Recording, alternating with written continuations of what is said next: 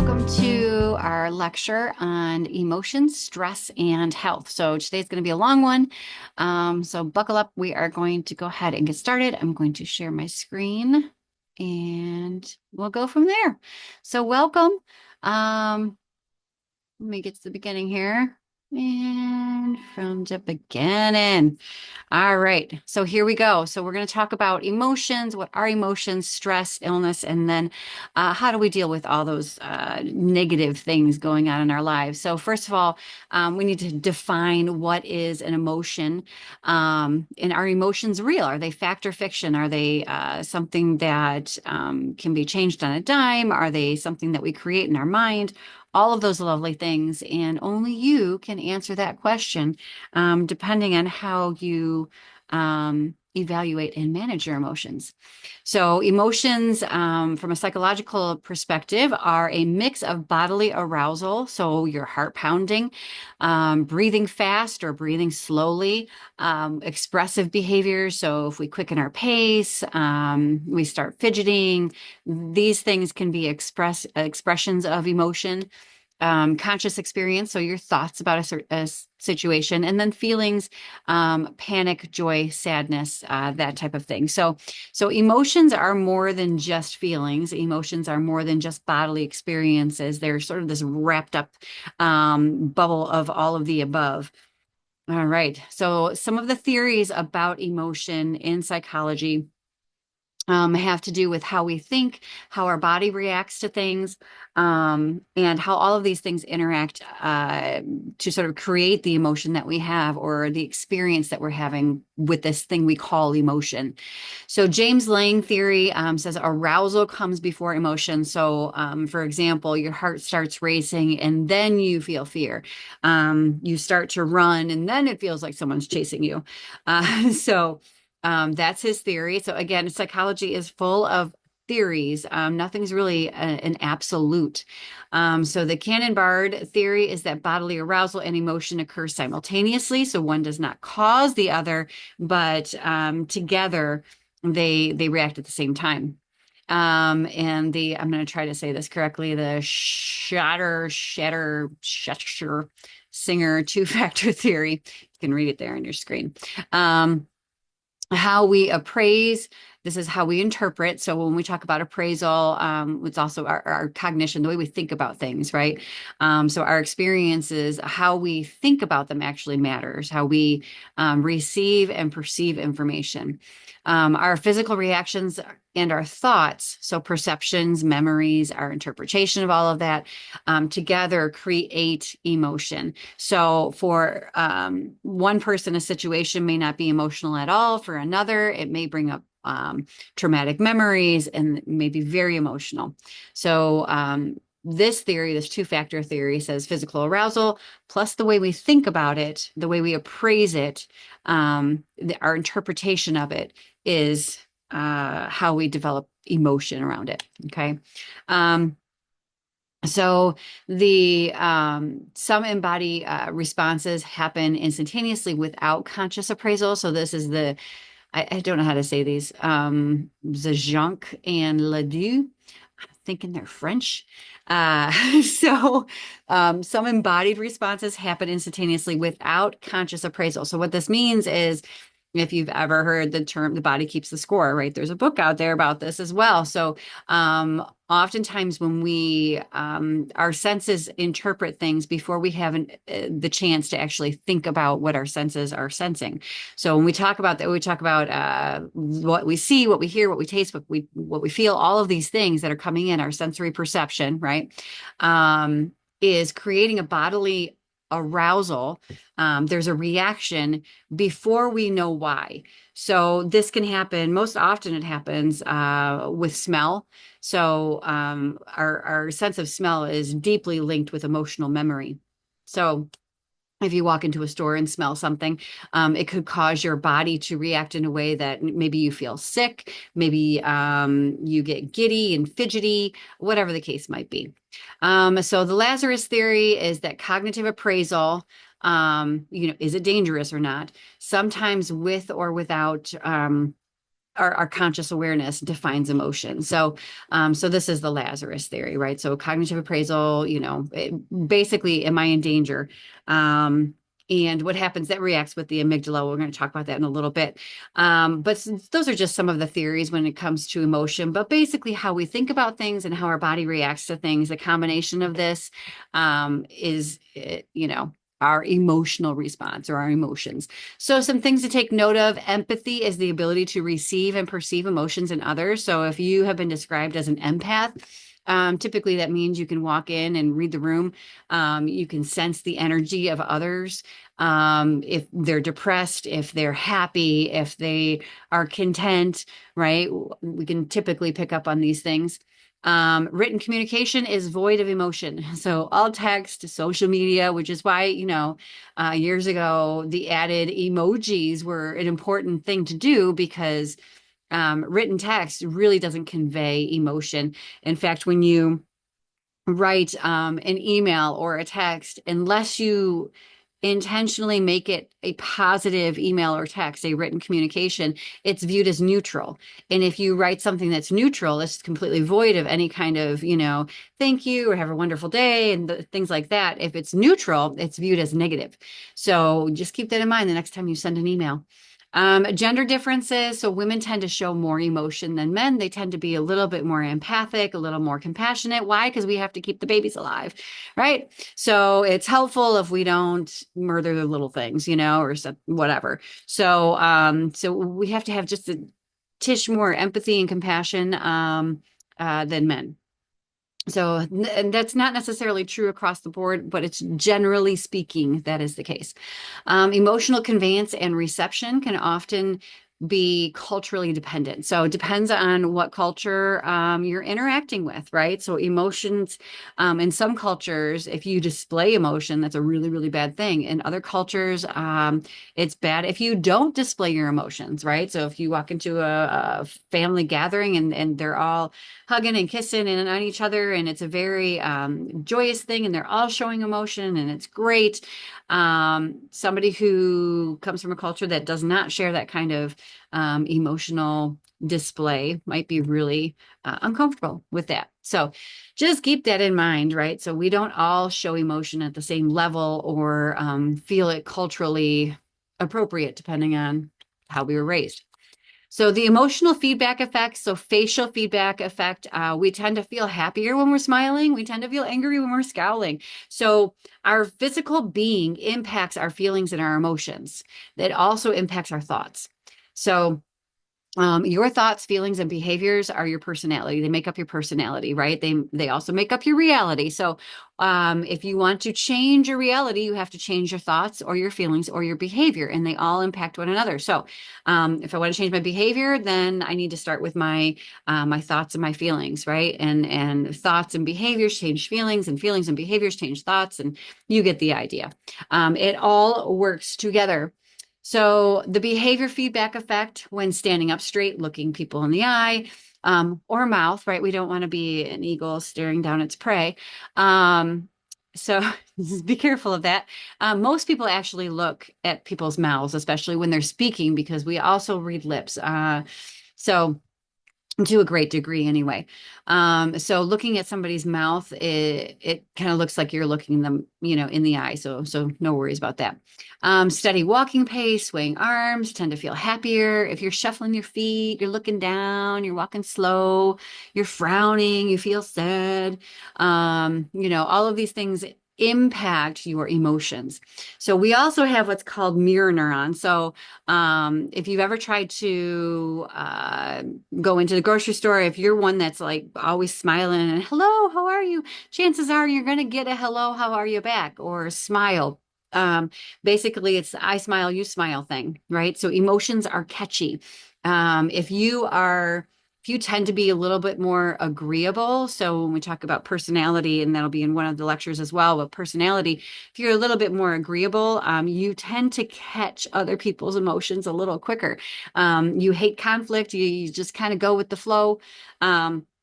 if you walk into a room and everyone's sad or something just happened, right, you tend to carry that with you as well. So just keep in mind, mirror neurons are a thing. It happens when we yawn, right? Those are catchy too. So just keep that in mind. Emotional expression is instinctual. It's innate. It just happens. It often we react with emotion before necessarily we're thinking about it. And there was a study just done. I'll have to find it, but it's about, do we really have free will? Because what they discovered was that people were prompted to do a thing and they started to do the thing before they thought about what the thing was. So the same kind of thing happens with emotional expression and responses. Is someone smiles at us, we tend to smile and we don't think about, oh, I'm going to smile back. We just do it. So a lot of our emotions are instinctual. So joy, interest, excitement, surprise, sadness, anger, disgust, contempt, fear, shame, and guilt. So these are the 10 basic emotions. If you will notice on there, 7 of the 10 are what we would call aversive or sort of negative emotions, right? So only joy, interest, excitement, and surprise are really like, woohoo, let's go. So we are much more prone to feeling crappy than we are to feeling good. So the flow of information, when it comes to emotion, when it comes to everything, basically, is it travels through our autonomic nervous system. But first, of course, with our central nervous system. So what happens is our sensory information is the things that we hear, we taste, we touch, we feel, we see, all of those things that we attribute to our senses. That comes in. And it goes directly to, I won't say directly to some of that sensory information. Obviously, it's going to go to the thalamus, and from the thalamus, it releases hormones, but it also goes to the amygdala. Now, the amygdala is part of the brain, part of the limbic system. So, if we do the little model of the brain, if you put your hand up, like I'm going to give you a high five, and then you fold your thumb in, right? And then you fold your fingers over. So, here we've got a brain. Yay, here's a brain. If we split apart two fingers and two fingers, now we've got a left and right hemisphere. I cannot do that. My motor control is not that good. But you can tell we've got a left and we've got a right hemisphere. The front here, where my knuckles are, my nails are, would be my prefrontal cortex. This is my decision making, my planning, all of my lovely day-to-day activities. Basically, I'm running a lot through here. Also, this is a lot where personality and temperament have control. And so if I flip this up, right, and I look inside the brain, in the middle part here is we've got the basal ganglia, which is going to encompass the thalamus, the hypothalamus, the amygdala, the corpus callosum, and the hippocampus. So, and much of that is what we call the limbic system. The limbic system is largely responsible for memory, learning, memory recall. There's another one, but anyway, this is where our emotions are, right? So, oh yeah, emotions. So learning emotions and learning emotions and memory. So there we go, in the limbic system. The amygdala is part of the limbic system. So the amygdala is responsible for sort of setting off the alarm bells when it comes to danger, when it comes to I'm in trouble or I need a response so that I can run away, so I can hide or fight, whatever this is, right? So all of the sensory information coming in, if I see something that's alarming, it goes to the amygdala, it sets off the alarm system, goes to the thalamus. So the thalamus releases hormones and interacts with the sympathetic nervous system and the parasympathetic nervous system. So these two nervous systems are what we call, they're part of the autonomic nervous system, okay? So the sympathetic nervous system, the hormone that's released for that system particularly is adrenaline. Of course, there's a couple of other hormones that are released from there, but mainly it's adrenaline, right? It gets my body ready to move. It opens up my capillaries and my veins, my arteries, so that more blood is flowing to my body so that I can get ready to fight whatever this thing is or to run away really, really fast. And then the thalamus then releases cortisol, right, from the parasympathetic nervous system. So the parasympathetic nervous system says, "Whoa, hold on here. We're going to slow everything down." So your autonomic nervous system the whole goal of this system is to keep your body in check, to keep it in balance, right? Between arousal and dysfunction, basically, right? So I'm either not aroused or I'm aroused. And your ANS says, we need to keep this in balance so that we can function throughout our day in a fairly stable, aware, um, relatively calm space. So when it gets out of whack, the amygdala fires off this alarm system. The thalamus releases the hormones from the sympathetic and parasympathetic nervous system. And now we've got some issues going on here. So the body is in both systems at the same time. You're getting flooded with adrenaline and cortisol. And obviously I'm revved up, but I'm also, the system's trying to tamp me back down. It wants me to calm down. So that's the flow of information. As far as how we become alarmed or set into motion when it comes to reacting to certain things. So we're going to talk a little bit about stress now. Not all stress is bad. So we have the good, the bad, and the traumatic. All right. So good stress. Good stress is awesome. It challenges you to the point of taking action without creating overwhelm. So, in one of the lectures, we talk about Vygotsky's zone of proximal development, right? So there's a sweet spot. There's also the Xerxes Dotson or Doxy's Xerxes, something like that law, right? Where we've got an optimal level of arousal or stress, where we are very productive and we're good to go. Like we're good. We're challenged, but we're not overwhelmed. If we become too stressed and overwhelmed, we tend to shut down. Our productivity goes down. If we're bored to tears, right, our productivity is down. So there's an amount of good stress or challenging stress that moves us forward. So an example is taking on college courses in succession. So, oh boy, I can't talk today. So you want to build one on top of the other. You don't want to jump right into calculus if you haven't learned algebra, right? So that's going to be something to be aware of. Bad stress. So these are often things beyond our control. This could be a death in the family, a loss of a job. Bad stress manifests in the body, usually in the autonomic nervous system, right? So that our breathing might increase or decrease. We might not be able to sleep. We might have digestive issues, right? So going to the potty every 2 minutes, high blood pressure, general feeling of anxiety, fidgety, or even depression. So often associated with short-lived episodic events. So episodic means basically one event in time. Okay, so it's got a person, a place, in a time, and it's got some relevance to it. Okay. So if you think of episodic, we'll talk about memories in just a minute, but when we think of episodic, we think of if you've got a whole TV series that's going on, so it would just be one episode. Okay. And then those many episodes build up to create an entire story.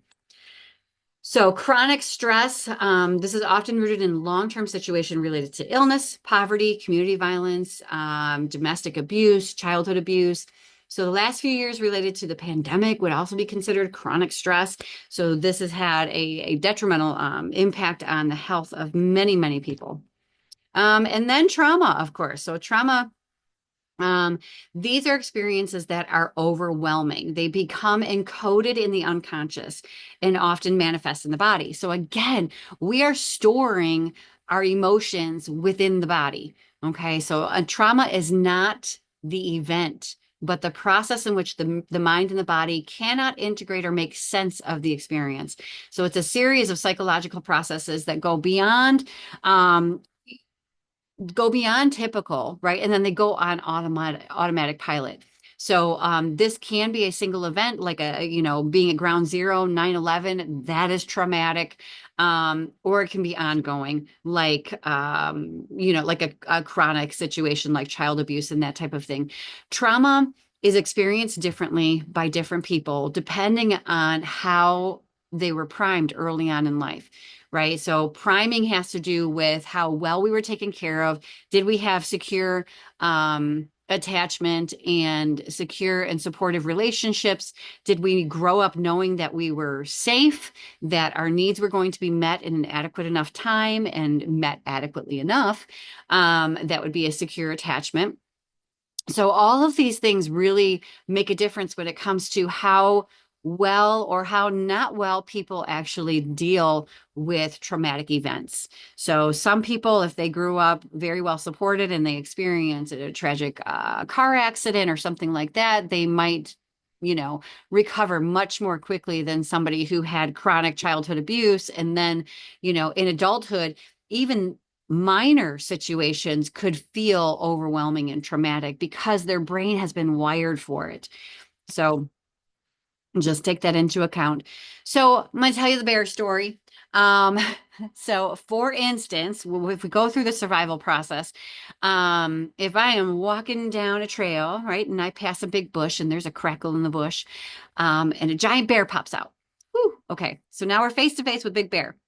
And my system is so I can see this big bear. Maybe he's close enough. I can smell the big bear. I can hear the big bear roaring. So this is my sensory information. Okay. And it's coming in. So my sensory information, of course, is going to my amygdala. My amygdala says, holy crap, we're in trouble. We might die. And it sends out signals to the thalamus to release hormones from the parasympathetic and the sympathetic nervous system. So now what we have is my system is in fight or flight and freeze, not fight or flight or freeze, fight or flight and freeze. So I've got adrenaline floating through my system, and I've got cortisol flowing through my system. So when we talk about the endocrine system, we talk about hormones. Okay, so adrenaline and cortisol are hormones when they are flowing through the bloodstream, your fluids, right? That's a hormone. That's a chemical that is free flowing in the blood. Cortisol and adrenaline are also what we call neurotransmitters when they are in the central nervous system, which means they get released, that chemical gets released from your neurons, and it's an electrical impulse, okay, that fires off in our central nervous system and then our autonomic nervous system. And our autonomic nervous system tells the endocrine system, right, to release these hormones. So now I have adrenaline firing in my central nervous system. So all these neurons are going haywire. I have cortisol firing in my central nervous system. So again, we're talking about neurons and electrical impulses. And I also have adrenaline and cortisol as hormones flowing through my blood system. So when this happens, right, we talk about fight or flight or freeze in a way of a sort of compare it to a car, right? So I get in my car and I turn it on and I've got my foot on the brake and my foot on the gas at the same time, right? I'm not going anywhere, but older cars, I'd be flooding my system, the entire engine with gasoline, right? And essentially that's what we're doing to the bodies. We're flooding our entire body with these stress hormones, and they're fighting against each other instead of they're trying to balance each other out, but that doesn't happen very well. Especially when you continue to be in that crisis situation, they just continue to battle one another, right? I'm too aroused. I'm not aroused enough. I'm too aroused. I'm not aroused enough. So they're having this battle to create some sort of balance, and we just can't get there, especially not until the danger has gone away. So I'm face to face with Big Bear, and my entire survival system is going off. My autonomic nervous system is saying, "Hey, either you're gonna fight this big bear, you're gonna run away really, really fast, or you're gonna freeze." Right? And when we freeze or we play dead, there is an extended period of time where we go from freeze to what we call collapse. And now collapse happens when we're in freeze for too long, and our internal organs start to actually shut down. So this is what happens to animals when they actually play dead, like they become paralyzed and they just plop over dead, right? This is what we call playing possum. It's an automatic response. And the same thing happens in humans. So our internal organs start to shut down, right? Our breathing slows way down. Our heart rate goes way down. Sometimes we pass out. Some people will defecate or urinate on themselves because, again, their organs are starting to shut down. So here I am face to face with Big Bear. Ah, things are going crazy, right? And let's say my system is in freeze for too long and I go into collapse and I pee myself.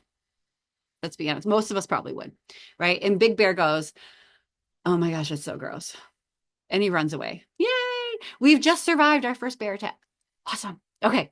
So it's going to take a while for me to actually come back to a state of homeostasis or even a state of, ooh, is it okay for me to walk back to my car? Because it may take weeks or a month for my hormone level to actually even out to a state where I'm like, okay, we're good now. Like I'm not in this heightened state of survival anymore. So here's the thing. When these traumatic experiences happen, right? They get stored in the body. Okay, not just in the mind, not just part of memory, but in the body. So maybe it's 3 months later, and I said, you know what? I'm going to go for a walk, but I'm going to pick another park. Okay. And I get out there and everything's great and wonderful. And of course, I'm out in nature and I pass a big bush and there's a crackle in the bush. My system, my body instantly goes back into survival mode. Instantly, my autonomic nervous system is sent into action for fight, flight, or freeze. Okay, or fight, flight, and freeze. So both of these systems are now releasing hormone again. Again, the central nervous system is firing off neurotransmitters. There is a lot going on. The body has responded to something that was in the environment. Now, I passed a bush. The crackle was what we call a retrieval cue or a trigger, right? So the environment triggered me into a survival response. And I didn't have time to process and think, oh, that's why. It just happens automatically, instinctually. It's built into our survival system, right? So that we don't die. So this often happens in folks who have PTSD, right? So something in their environment triggers them, or they have a retrieval cue into something that a traumatic experience that they've already had, but it got stored in the body. Sometimes they know what that is, sometimes they do not, because the brain is a very interesting place. So depending on how you encode those memories depends on whether or not you actually have visual of them or you have language to explain what you're experiencing. So all of that has some variance. And again, the degree to which you experience trauma has a lot to do with how you were primed early on. So this is kind of what we're talking about already. So everything that you hear, taste, touch, feel, all of your emotions during the day, everything that happens gets stored in what we call our implicit memory, right? It gets taken in. And our implicit simply means that I'm not aware of it. It's in my unconscious. But it's deeper than unconscious. It's oftentimes the memories that I don't know that I don't know that I have, right? So, and these are the ones that get reactivated when there is a trigger in the environment. So what happens when there's a traumatic experience? So trauma comes in, right? Big Bear jumps out of a bush and now my system's going haywire. It's in survival mode. What happens is the influx of all of those chemicals, the hormones and the neurotransmitters, it shuts down parts of the brain. And one of those parts is in here in the limbic system called the hippocampus. Now, the hippocampus, and you can see it here on your screen, is that highlighted area on the bottom there. What happens is it shuts down. Our hippocampus is largely responsible for memory integration and recall. So integration is I'm taking what's coming in and I'm making sense of it. I can create a story from it. So in order for me to wake up tomorrow and tell you what happened today, my hippocampus has to be online. I have to integrate all of those memories, the implicit memories, the things that I hear, taste, touch, feel, my emotions, my experiences from whatever that event was. My hippocampus has to be online in order for it to make it to what we call the explicit memory. So explicit memory is those things that I can tell you about. They may not be in my conscious awareness at the time, but if you said, hey, what happened on this day and tell me about this, that's a retrieval cue. And I can go, oh, yeah, yeah, this is what happened, right? That's explicit memory. So really, when it comes to trauma, trauma disrupts the functions of the brain when it comes to memory encoding and recall. So we talked a little bit about this already, but implications. So increased levels of cortisol and adrenaline in children who experience trauma damages the hippocampus. So this plays a significant role in memory recall. The hippocampus actually shrinks. So it doesn't necessarily physically shrink. So, but what happens is all of those little cells and neurons, they stop firing. So it looks like they have shrunk. But in children who grow up with chronic trauma, their hippocampal region actually does shrink. It is smaller than those who do not experience that kind of trauma. So the same thing happens with the prefrontal cortex, is oftentimes it is smaller than children who have not experienced early traumatic events. It inhibits the ability to learn new information. So when we talk about integration, we're talking about things that link up, right? So not necessarily they come together, get mushy and create something new, but they link together to make a narrative, to make sense of something, and sometimes we can come up with new innovations and creations and things like that from that integration. But when that is not functioning, we don't learn. It damages the central nervous system and physical organs. So when your system is in overload with all of that cortisol and adrenaline, it really has an impact. It's very, very hard on your nervous system. So your nervous system is made up of your brain and your spinal cord and all of those nerve cells that go with it. And then, of course, your physical organ, your heart, your lungs, right? So if you have too much adrenaline running through you for too long, that can really damage your heart.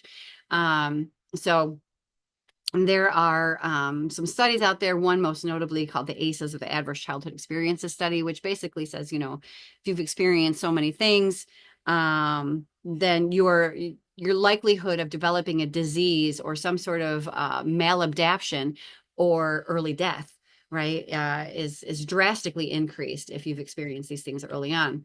So the amygdala, again, within the limbic system here, becomes overactive. So this is our emotional regulation. And what happens is when the amygdala becomes overactive, when it's like, wow, going crazy, right? It tends to, of course, be overactive and get bigger. But what it does is it shuts down the Broca's area in the brain. So the Broca's area is in the left side with the Wernicke's area. So we've got two basic language centers in our brain. So the Wernicke's area receives and perceives language. So me speaking to you the way that I am, you're taking that in, you're hearing that, you're understanding that, you understand the words that I'm saying. That's the Wernicke's area, right? So the Broca's area is used primarily when we need to form language and communicate. And that can include even drawing storyboards, right? My ability to actually convey to you what I'm thinking, feeling, or doing is part of the Broca's area. So when the amygdala is like going haywire, the language center doesn't work. So oftentimes folks don't have language to explain what just happened or how they're feeling. And it can last, 2 minutes, 2 hours, or 20 years. And they still have maybe a visual or the sensations in their body, but they cannot form the words or the language to communicate that to somebody else. The prefrontal cortex, again, so if you get your little brain model out, right? This is right here in the front. And this becomes, well, it just doesn't become as big as it should be, is what happens. So when you grow up, experience a lot of trauma, what happens is a lot of the energy needed for survival gets utilized instead of other parts of the brain being developed in the way that it should be. So the prefrontal cortex really gets the short end of the stick, so to speak. So the growth is inhibited. So there's deficits in impulse control, learning, problem solving. A smaller prefrontal cortex is associated with antisocial and aggressive behavior. Again, this is where we have a lot of our personality and temperament as well. So I will tell you, when it comes to emotion, stress, and trauma, the amygdala is more impacted in females than it is males, and the prefrontal cortex is more impacted in males than it is females. That's not to say that both don't impact both sexes. However, to a greater degree, the amygdala in females, and to a greater degree, the prefrontal cortex in males. So this gives you a little, this picture has been used millions of times, but it's a great example of what happens when you've got a brain or somebody who has been abused long-term. So this is chronic abuse. I believe this was a child who for 9 years had been chronically abused. And what you see on the left side is a brain with sort of normal functioning, right? We've got a lot of things going on here. And especially if you notice at the very top where it says front, the red area is where you see the primary communication happening, right? That's where a lot of the activity is happening. And that's the prefrontal cortex. So they're making decisions, they're planning, they're thinking about things in a logical kind of way, hopefully. So the prefrontal cortex is really engaged here. And so what you see on the right side is somebody who has been abused over a period of time. And the majority of the activity is happening in what we call the primal brain. Okay, so if you take out your little brain model, again, your primal brain is about here. It's about where the brain stem is. This is the pons, the medulla, the midbrain, right? We call it the primitive or reptilian brain because it's the first to form. And all reptiles have this brain, and it's very instinctual. It just basically keeps you alive. So that's what this person has been doing. They've been walking around just basically staying alive without learning, without integrating new information, right? All of the things that they should have developed along the way, they didn't because they were in a constant state of survival.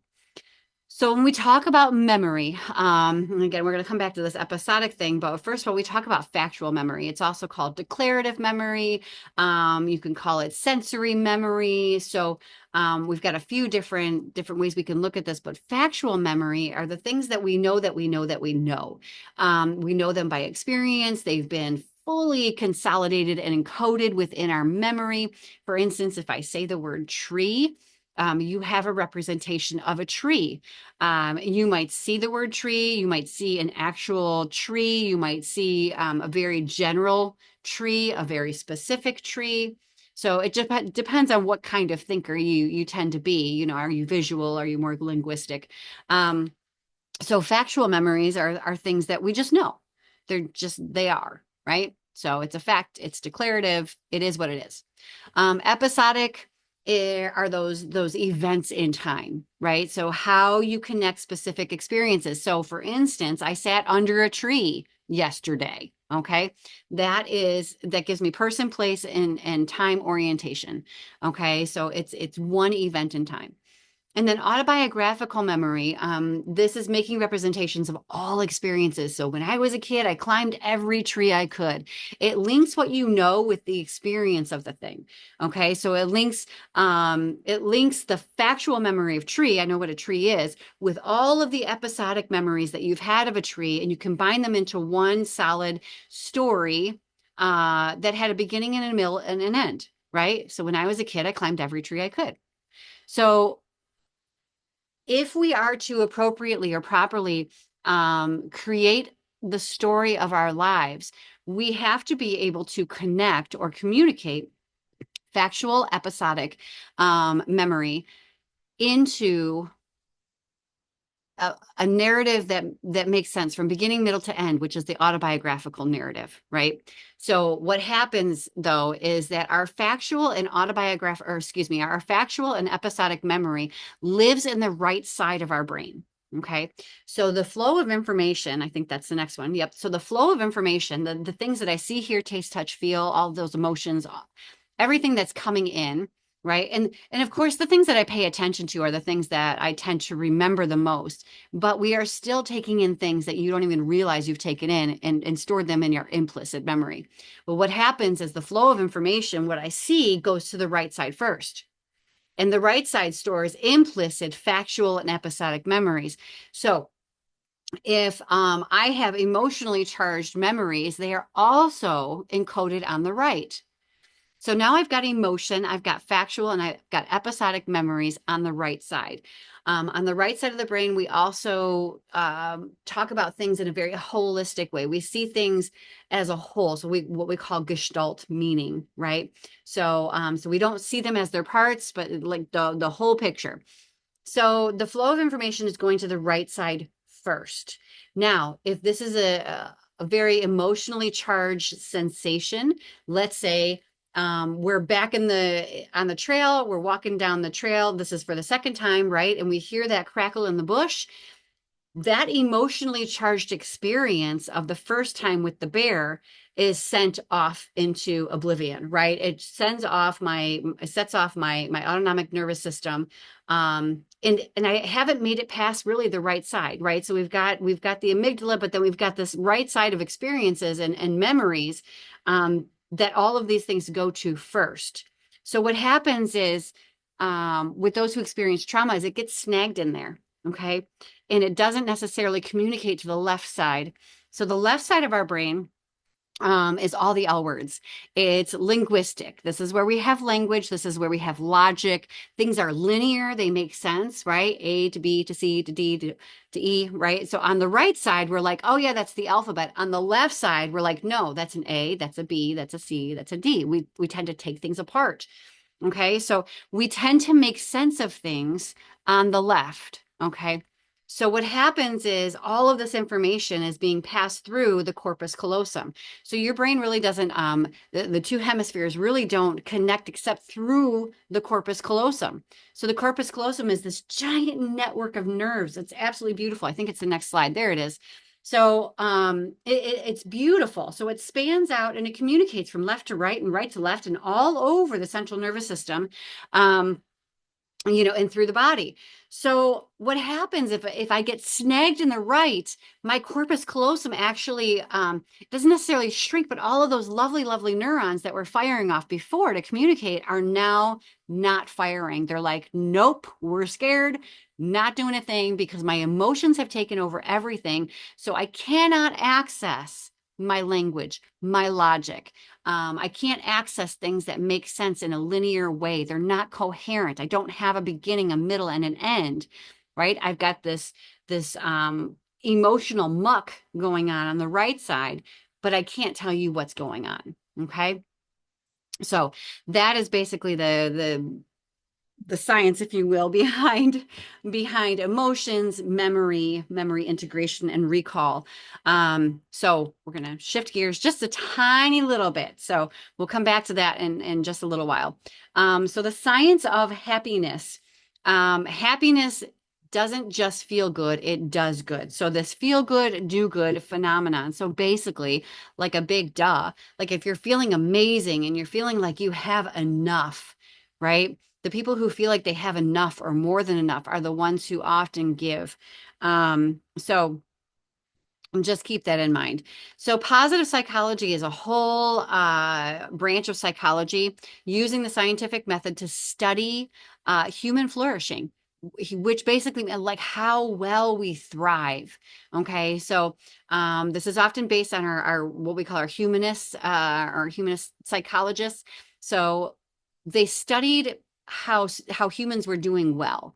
Okay, so they didn't necessarily take a bunch of sick people and say, oh, okay, how can we make you better? They took a bunch of well people and said, how did you get there? Right. And what happened? Like what were the components, the characteristics, the things that played a role in doing well, in success, in feeling happy, right? What we call subjective well-being.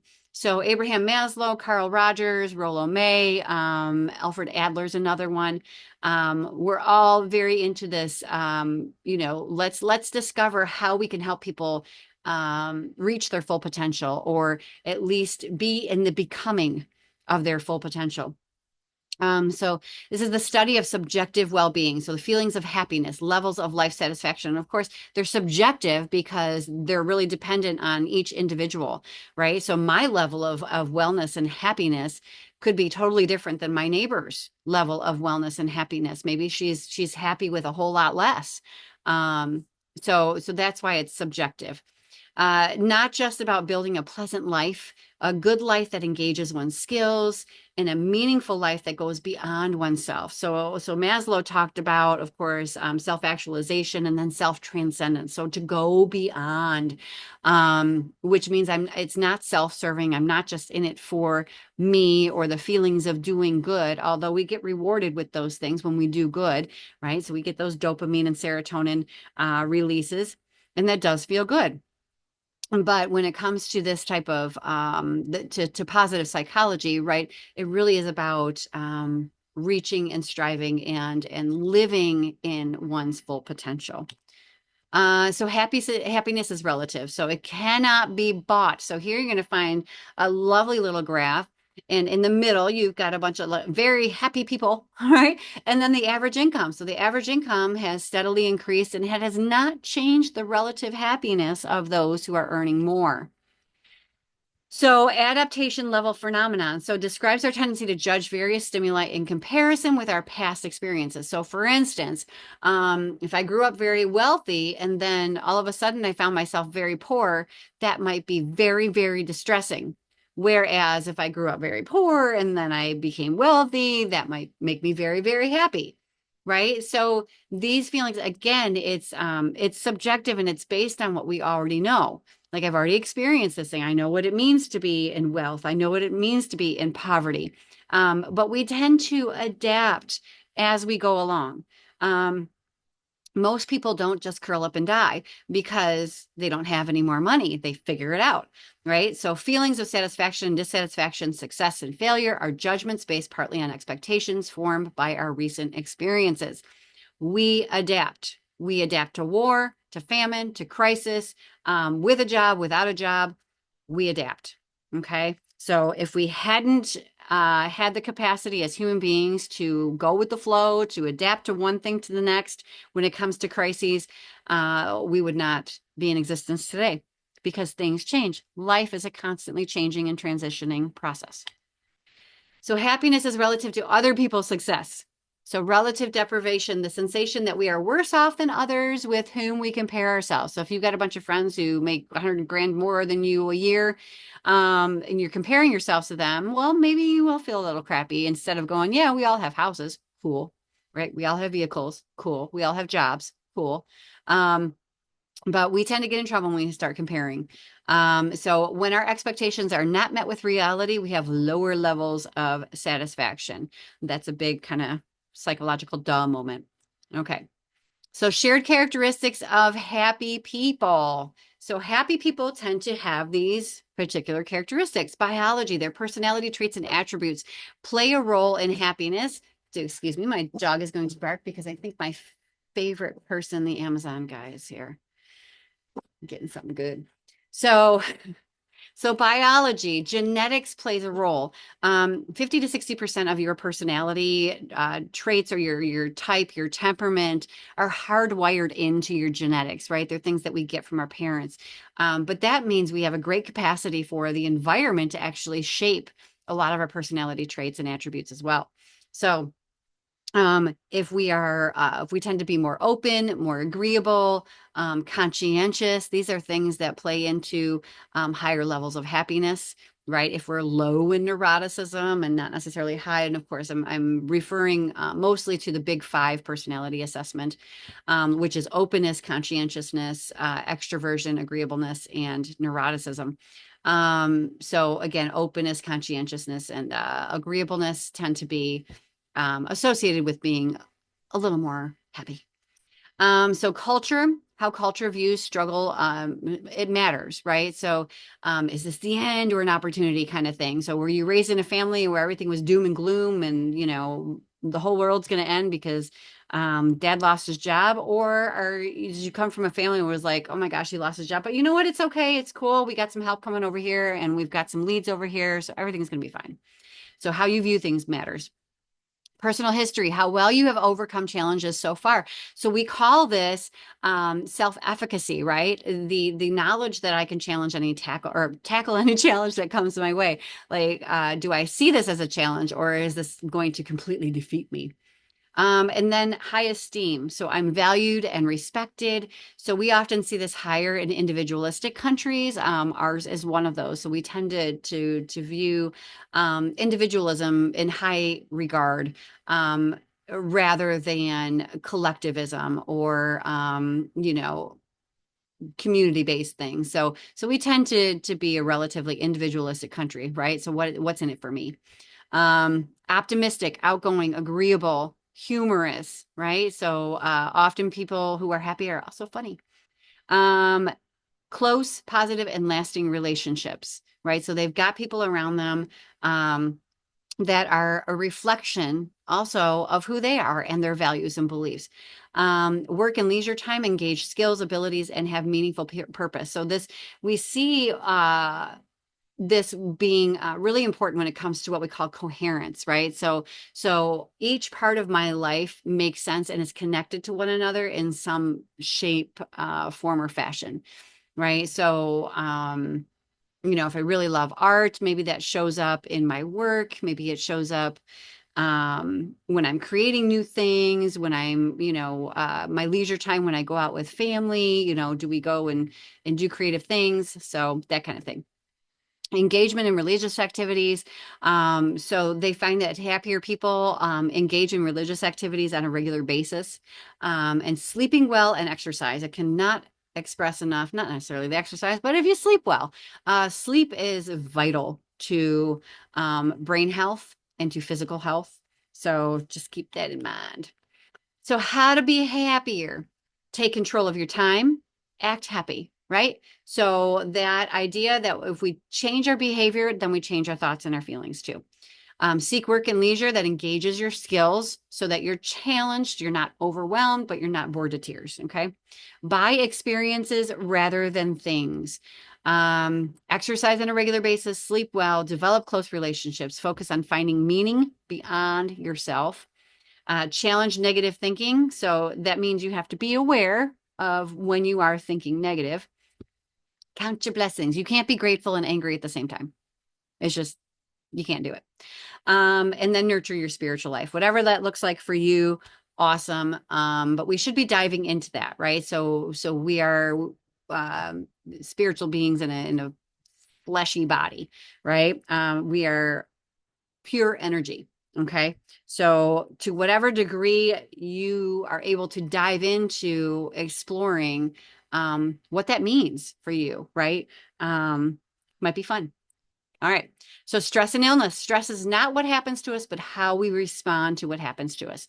Acute stress, one time or short term stressors, chronic, long term. We got good stress, right? I'm challenged and I'm motivated to get it done. And we've got bad stress. I'm overwhelmed. I'm shutting down. Okay. So, how we appraise or think about events determines our stress levels. So, for instance, I got a math test coming up. This is a really crappy visual, by the way. So, just listen instead of maybe look. So, I've got a math test coming up. My appraisal or how I think about it is, oh my gosh, this is way beyond me. I cannot do this. And so, my response to that is going to be, I'm stressed to distraction. I am just overwhelmed. I'm totally stressed and I'm distracted. My thoughts about it, if I change those a little bit and I change it to a challenge now, I've got to apply all that I know, right? So I'm like, you know what? I've studied and I know that I know this and it's going to come up when I need it. It's going to be okay. I'm going to focus. Everything's going to be great. And then the response is arousal. And now I'm focused. Okay. So how we think about things actually does matter. Catastrophic or large scale disasters, we have no control over earthquakes, hurricanes, wildfires, and wars. If you can get out of the way, get the hell out of the way. That's all I got to say on that one. All right. So, general adaptation syndrome, or GAS, okay, means something different in this house. So general adaptation syndrome, the stress response system, in a study on stress response. So this was a 40-year longitudinal study, and these were the findings that they had. So the alarm reaction was that the ANS, or the autonomic nervous system, was set off into survival responses, right? And there was resistance. So the adrenaline, elevated heart rate, and respiration, fully engaged, no relief, body reserves begin to dwindle. So if you are stuck, instead of now and stuck in freeze for too long and you go into collapse, if there is too much resistance, if we have a lot of adrenaline happening over a long period of time, our body reserves just begin to fade, right? We begin to get very tired, we're exhausted, and so that exhaustion, we become vulnerable to illness, or in some cases collapse and death. So this is where literally we are thinking and feeling our way into early death. We are thinking and feeling our way into illness. So if we can think and feel our way into illness and death, it seems possible then that we can think and feel our way into health. So we're going to talk about that as well in just a moment. So the tend and befriend response, under stress, some people, mostly females, tend to seek out support. They need to bond with others, so they'll go and chat with a friend and get it off their back, and be like, this is what's happening, blah. So they kind of share the stress with others. So not that men don't do that, but more often women do. So psychoneuroimmunology. So this is the study of how psychological, neural, and endocrine processes work together effectively, or not effectively, on your immune system, resulting in health or illness. So again, psychological, we're talking about, when we go back to our definition of psyche, our definition of psyche is the mind, the soul, the spirit, the breath, right? So psyche is huge. It's everything, right? It's the being part of human being. Neural, of course, that means all of our central nervous system. So our brain, our spinal cord, our all of those, the peripheral nervous system, the nerves that are attached, all of those things. And the endocrine system, which is our really controls our immune system. Okay. So the endocrine system is our hormones. So wrapped up in that is the thyroid, testosterone, estrogen, of course, cortisol, adrenaline, all of those wonderful things wrapped up into the endocrine system. There's a whole lot more, but just to give you an idea. So stress can also trigger immune suppression by reducing the release of disease-fighting lymphocytes. So what that means is, when I am overwhelmed, when I'm stressed, when there's too much adrenaline, too much cortisol, what happens is, instead of all the lovely fighting cells that are like, I'm going to beat the crap out of these disease cells, right? So we've been hit with a virus, we've been hit with a cold, okay? But I've been under a lot of stress, and I don't have enough happy cells to eat up the cold cells, okay? So I know there's a very rudimentary way to say that, but you get the idea. So our immune system reactions to stress, so responding too strongly, it may attack the body's own tissues, causing an allergic reaction or a self-attacking disease such as lupus, multiple sclerosis, or some forms of arthritis. So basically, when there's too much, when the response is too much, there's often inflammation. So inflammation impacts a lot of the system, right? So this could, that's part of, my joints, my blood flow, my heart, my lungs, my liver, my brain, all of those things are impacted by inflammation in the body. Okay. When there's an underreaction, the immune system may allow a bacterial infection to flare up. So again, this is sort of what we were talking about. So a dormant virus. So if you've had a cold virus that's just kind of looming around in there for a while, or even cancer cells, right? This might allow them to actually multiply, because you don't have enough of the good. I'm going to eat up the bacteria. I'm going to eat up the bad cells. You don't have enough of those. Okay. So stress and immune system continued. So when we talk about personality types, we also talk about, so our typical type A personality, right? So they tackle challenges, are competitive, hard driving, impatient, verbally aggressive, anger prone. But these can also be our folks who are very organized. They like their Excel spreadsheets. They kind of go throughout their day like boom, boom, boom, getting things done, checking things off a list. Awesome, amazing. Type B personality type, easygoing, relaxed, just kind of chill, laid back. 69% of all heart attacks happen in type A personalities. So just keep that in mind. If you're a little type A, take some time out to chill out and relax.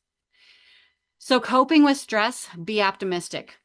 Personal control, autonomy mitigates stress. So your ability to say no, to put up some boundaries, to make changes at work or at home so that you can properly adapt. Learned helplessness is a state of being that results from a series of uncontrollable events, creates a state of passive resignation. So it's like, you know what? I've been a victim my whole life, so whatever, I don't care. Go ahead and take advantage of me. It's fine, whatever, right? So this learned helplessness state, I'm just not even going to try. The perception of having no control leads to generalized helplessness behavior or helpless behavior, excuse me. So a locus of control, when we talk about external locus of control, the perception that outside forces beyond our personal control determine our fate. So our environment, the people, the government, all of these other things are in control of how we think, feel, and behave. Where an internal locus of control means the perception that we control our own fate. We have the ability to think on purpose, feel on purpose, do on purpose. Okay, self-control increases as we practice. So develop mastery over our thoughts, feelings, and behaviors. It doesn't come overnight, but it's a consistent practice with stepping back and noticing, first of all, what are my thoughts, feelings, and behaviors, right? And do I like them? Are they serving me? And if I need to change them, how do I do that? And I can do that in small steps and increments. So we're on to the fun part. What is mental health? So we have a lovely little acronym here for you, and Dr. Daniel Siegel was actually the one that came up with this. He has a lecture series on Audible called The Neurobiology of We. It's fascinating if you get a chance to actually listen to it. But he came up with this thing he calls FACES. So are we flexible, adaptable, coherent, energized, and stable? So basically, can you go with the flow? Are you able to adapt? Does your life make sense? Do you have a beginning, a middle, and end? Do the things in your work life, family life, social life, financial life, all of those things, do they all make sense? And do they all have some sort of relationship to one another, right? Is there coherence or what we call synchrony? Are you energized? Are you driven to get done what you are passionate about getting done? So for those who think on purpose and those who have a vision for their lives, and all of us do, or it's innate or did at one point, when we think about the way our lives could be, the way we want them to be, we actually get hit with some dopamine. It makes us happy, just the thought of it. The thought of it converting to dopamine, that dopamine hit then converts to adrenaline. The adrenaline gives us the energy to actually get up and do something about it. And it's not going to necessarily last a long time. You might have an hour or two or a day or three to be like, oh, I'm going to do this next step so that I can get closer to what my vision was, right? So capitalizing on that adrenaline push is going to be really, really helpful. And then when you get that accomplished, you know what? You get satisfied with yourself and you get another hit of dopamine. And then that whole thing just continues to go in a spiral. So it's not a dopaminergic loop necessarily. It doesn't close itself off, but it just continues to go and to build and go and build. So we've got dopamine, adrenaline, move to action, completed it. Now I feel good again. I got dopamine. And then we're energized into action. So, so if you've got a vision for what your life could be and you get those happy, juicy feelings, right? Chances are that's going to turn into some energy. So capitalize on the energy while you've got it. And then are you stable? Are you the same person yesterday that you are today? Are you going to be the same person tomorrow that you are today? Right? So are you emotionally stable? Are you a person that people are like, yeah, they're cool. Like I know what to expect day after day after day after day.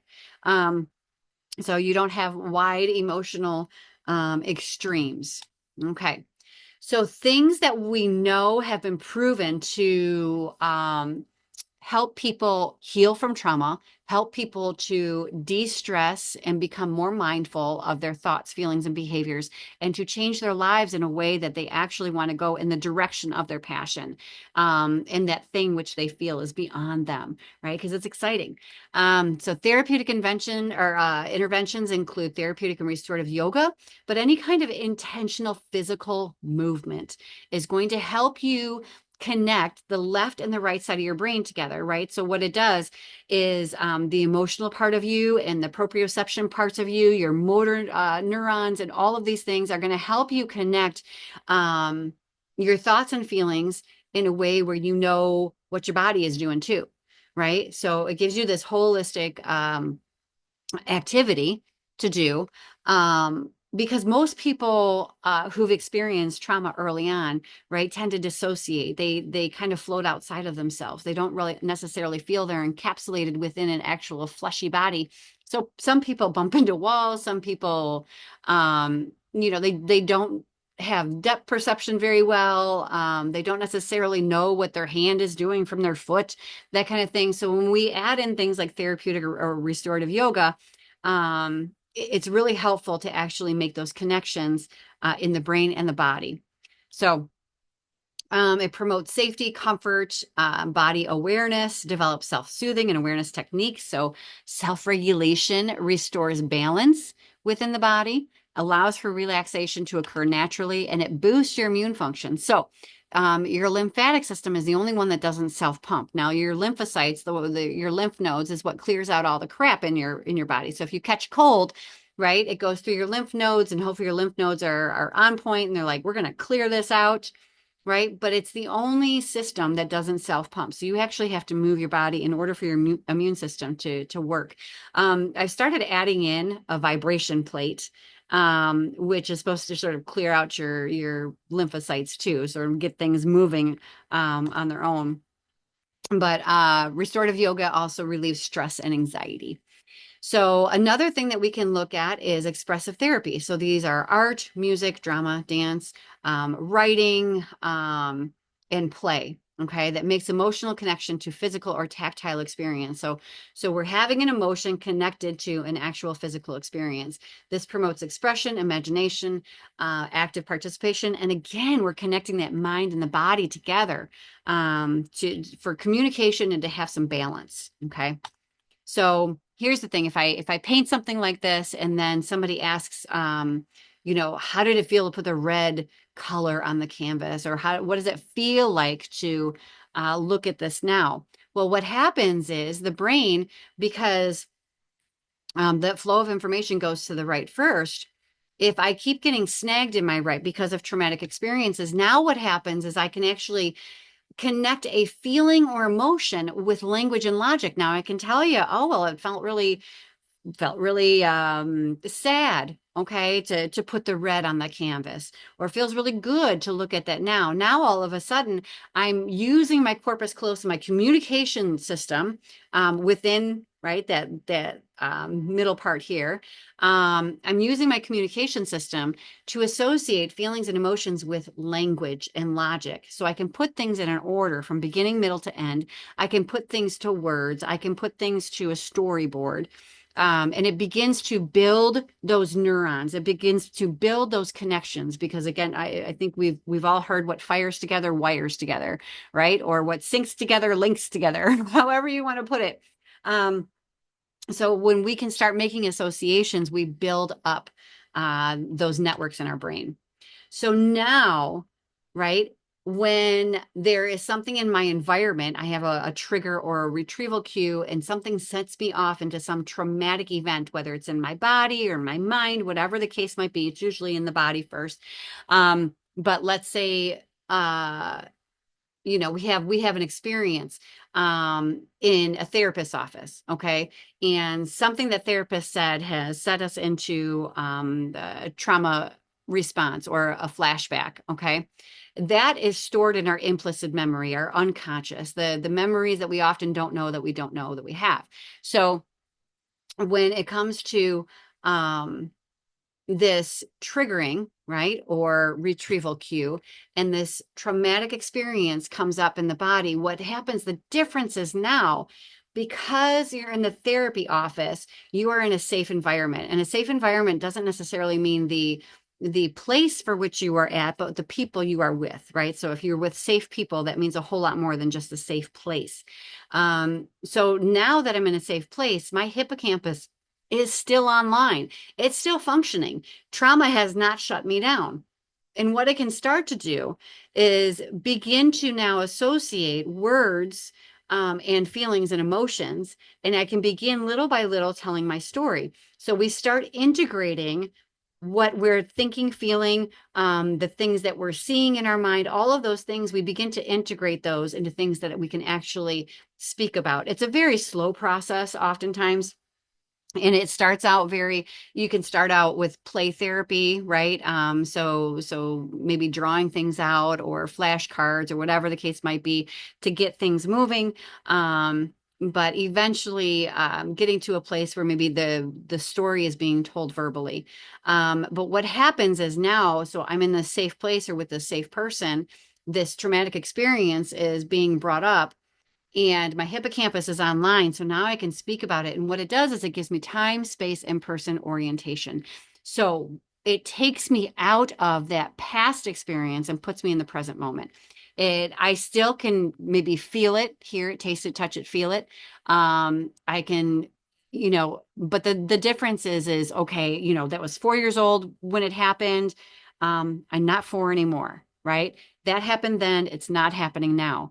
What that does is it gives me time, space, and person orientation. It doesn't take my entire mind and body back to the event that it's reliving. It gets me back into the present little by little. Okay. So, but the critical piece here is safe environment. So that's got to be there. Otherwise, people don't tend to get out of this implicit memory response or PTSD response.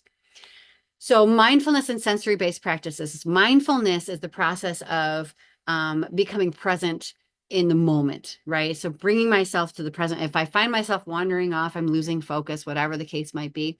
I want to bring myself back to center. So those who dissociate quite a bit, they tend to do this. So some of the things that have been found to be helpful is using your environment. What do I see, hear, taste, touch, feel? Right around me. So what's in the room, right? So I had a dog that was barking at the Amazon guy. I've got a light that's going on over here. So it's what I can see, what I can hear. I can hear my computer buzzing.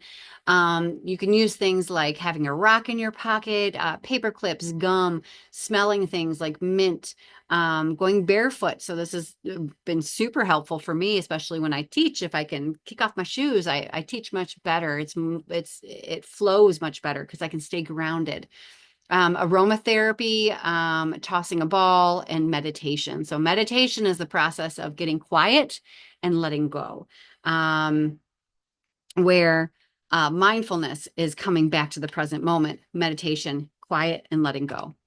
So breathing techniques used to influence emotional, mental, and physical states. So basically, if you're breathing out for more than you're breathing in, you're doing great. Because what's happening when you're breathing in, you're activating your survival response in the sympathetic nervous system, which activates adrenaline, gets our body ready to move. When you breathe out, you're actually activating the parasympathetic nervous system and you're calming everything down. So as long as you're breathing out for more than you're breathing in, you're good to go. So there are some out there who are like, oh, breathe in for 4, hold it for 7, breathe out for 8. They've either got like a triangle or a square technique for breathing. If you can't count to 8, there's an app for that. Just saying, I got it. So aromatherapy, using smell receptors to calm the mind and the body. So smell is super connected to emotions and memories. It is the only sense that we have that does not go to the thalamus first. It goes directly to the amygdala. It goes directly to our emotional centers. Okay. So you have to be careful if you are working with people, if you decide you're going to go into being a teacher or a therapist or whatever the case might be, where you've got clients coming in or people who may be triggered into certain things, then you need to be careful what scent you fill the room with. It's highly effective for personal use. But again, if you're going to have a wide range of people coming in and out of an office, you might want to be aware. Um, Animal assisted therapy. So this is, I find it to be awesome and fun. So it's a lot less threatening to tell your story to an animal than it is to a human being. Provides comfort and support in high stress situations, promotes safety, increases focus, attention, reduces depression, anxiety, increases motivation to participate in therapy. So basically animals, awesome, right? All right. And then autobiographical journaling. So autobiographical journaling is basically what did my past look like? What does my present look like? And what do I want my future to look like? Right. So this promotes insight and integration. So it's a matter of recording my thoughts, my feelings, and my behaviors. What am I thinking today? What am I feeling today? What am I doing today? Is it coherent? Do they make sense? Does it go together? Right. So are my thoughts and my feelings one thing and then I do something else. So autobiographical journaling can be huge, but what it also does is it takes those past events and it says, write out your past events in a way that you just kind of dump everything. Okay. You're just like, everything I remember, everything I can just dump it. Right. And you do this for 5 days in a row, maybe take 2 days off, and then you continue to do that again. And what happens is little by little over time, the emotional connection, the hard emotions begin to get lighter. Okay. And the positive emotions tend to get brighter. So autobiographical journaling is can be very, very effective and helpful, promotes insight and integration. So it can help you to start make sense of your experiences. So that is the end of our lecture for today. So I'm going to go ahead and post this. And if you have any questions, comments, just throw them in there and we are good to go. And with that being said, I hope you have a great day and I'll see you around. Bye.